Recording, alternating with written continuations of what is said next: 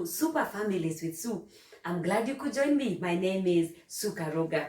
Super families are strong families, families that are living out their purpose and making a positive difference in the world.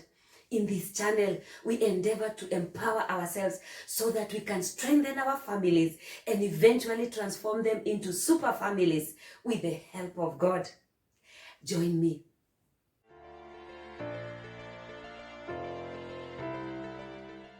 A very warm welcome. And today we delve into this new topic of underage sex during this COVID-19 season. You know, from March, our children have been at home. Schools had to be closed because of the COVID-19 pandemic. And as a result, we have seen many of our children engaging in underage sex, which is really very sad.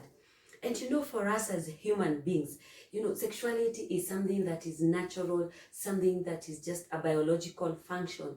And yet it is extremely important because it has got major consequences, both physically, emotionally, mentally, spiritually, and in every way it has serious consequences, even for us as families. And therefore it is something that should be taken seriously. And even that is why it should be undertaken by mature people, grown-ups in fact. We are saying that sexuality and sex is an issue of grown-ups. And because of that, it is something that requires consent. It requires someone who has reached the age whereby they can be able to actually agree to it, understanding the consequences that come when you engage in sex. And we are saying, in short, that children, they are not in that position whereby they can be able to consent. They are not able to make informed decisions. And that is why in many countries you'll find that the legal age of sexual consent is actually 16 years. Here in our country, it's 18 years. There was a debate to reduce it to 16 years. But up to now, we know that it is 18 years. And that is the age where we expect that a child has grown up enough mentally, spiritually, you know, even emotionally to be able to make that choice of whether to have sex or not. And that's why we are saying it's a grown-up issue. And so as parents, when we begin to see children, underage children, engaging in sex, that is really an issue of concern. And it should concern us as parents and even as a nation, because it's going to affect us for generations.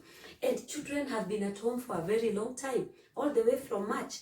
And so one of the issues that has come up is idleness. They are idle, they have a lot of time in their hands and there is nothing they are doing. And as it is said, that an idle mind is the workshop of the devil, and that has made some of them to find that they have, you know, gotten themselves into that whole vice of underage sex. At the same time, we are finding many negligent parents leaving their children unmonitored. You find children who are being left alone for long periods of time at a go. Parents, you know, giving reasons that, you know, they have to go to work. Others just share negligence. And so these children are left with a lot of idle time and monitored, you know, in their hands. And some of them slide into this whole issue of underage sex. We also have the issue of peer pressure. There are some children who have been overly exposed to sex. Some of them are even engaging in it, and they are now trying to get their peers into doing it as well, because as they say, there is security in numbers. And so for some reason, you will find those children who will be trying to draw others and to pull others into this whole vice of underage sex. And so you find the children are really under a lot of peer pressure. Yet at the same time, children are continually being exposed to explicit sexual content, you know, on, you know, vulgar music, and even on daytime television. You find some episodes which are really dirty, but the children are being exposed to those all the time and continuously. Even on the internet, at the click of a button, pornographic material is available to our children. And yet nowadays, many of our children have access to phones. Some of us parents have even bought our children, you know, phones, very powerful phones, which, you know, have access to the internet. And you find many of our children who are in fact addicted to pornography. And with that kind of pressure, it is no wonder that many of them are finding themselves engaging in this whole vice of underage sex. And yet at the same time, we have predators, people who take advantage of our children's innocence. Children, many children are being raped over this particular period of time. Parents, some even taking advantage, of their own children. Those parents from hell, very wicked parents. Children being abused even by their own parents, by their own fathers and mothers and other relatives.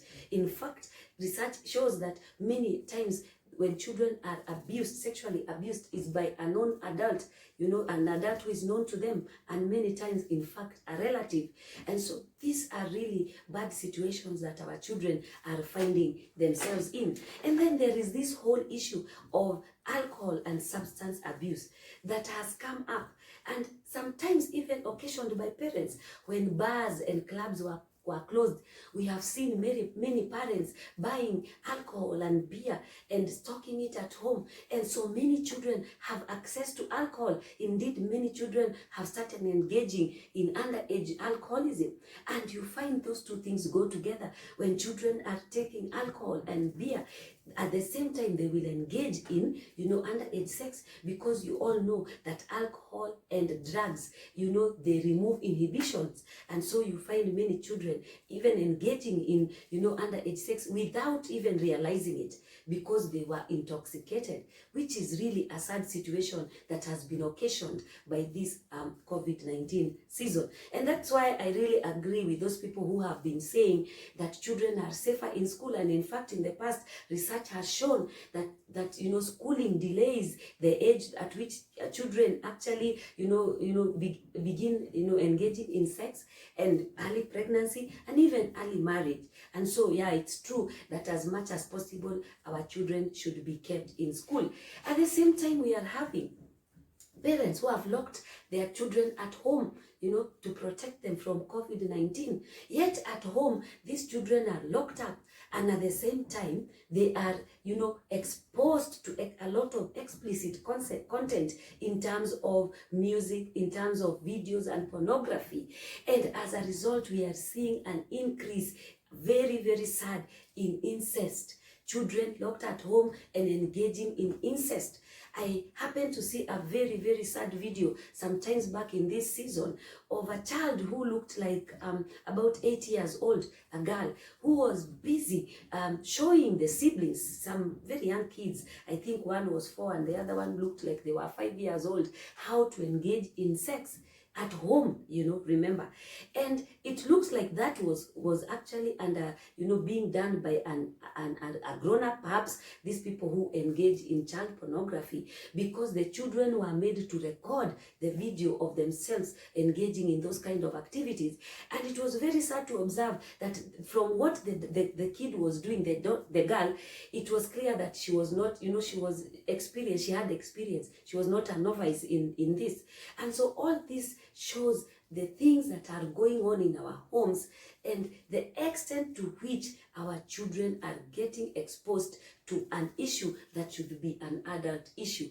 Many of our children, right now, they are not given the time, the right to be able to grow up without being exposed constantly to this adult issue, which is a very sad situation.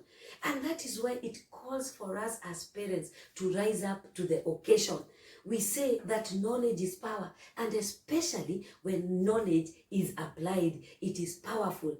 Yet many of us parents have abdicated our responsibility of ensuring that our children are empowered with knowledge, especially concerning their sexual issues. We have left that to their teachers, we have left that to the clergy and other people, but we are not taking the responsibility upon ourselves to make sure that our children have the correct sex education. And therefore it calls on us as parents to rise up to the occasion. Let us rise up and begin having serious conversations on these issues, because if we don't, our children are slowly getting destroyed. Because remember, underage sex has serious consequences. We are sad to experience in many of our countries right now, teenage pregnancies, serious issue, a crisis in fact, and we are glad that many people have, have come up and they have started programs to really educate our children concerning this issue, although most of the time they are targeting the girls because they are the ones getting pregnant. But really, charity begins at home, and it is important for us as parents to take this issue seriously. Those of us who are good parents, those of us who have got good plans for our children, those of us who desire that our children will excel. In the same way that we have standards for our children, we have good plans for our children, to excel academically and to acquire the right skills. We also need to have standards for them as well when it comes to their sexual life, so that we make sure that they have a good and healthy sexual orientation and sexual life. And therefore, as parents, let us rise up. Let us begin to have these conversations at home.